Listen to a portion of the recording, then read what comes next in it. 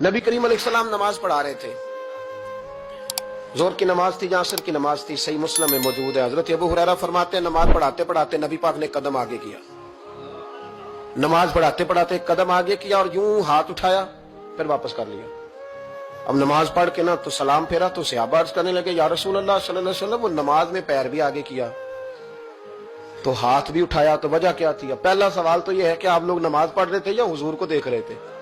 तो सहाबा तो पहले ही बताते हैं कि भाई हम तो पहली साफ में नमाज इसलिए पढ़ते थे कि नमाज भी होती रहती थी और चुपके चुपके महबूब की दीद भी होती रहती थी। हुजूर से पूछा या रसूल अल्लाह, वो नमाज पढ़ते पढ़ते कदम आगे बढ़ाया आपने तो फिर पीछे कर लिया, क्या था? और हाथ उठाया तो फिर आपने नीचे कर लिया।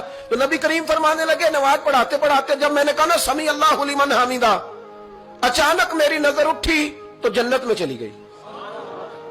नजर उठी तो जन्नत में, तेरे लिए 2-4 कदम अर्श बरी है।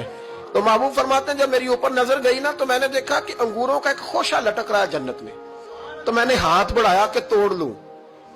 हुजूर खड़े हैं मस्जिद नबवी में और फरमाते हैं कि मैं यहां खड़े होकर हाथ ऊंचा करूं तो मेरा जन्नत तक पहुंच जाता है। फरमाया मेरा इरादा हुआ कि वो खोशा जन्नत का तोड़ लूं और जरा मैंने पैर आगे बढ़ाया ही था तो मेरे दिल में ख्याल आया कि जन्नत राज है तो राज ही रहनी चाहिए, ये राज खोल गया तो मजा नहीं आएगा।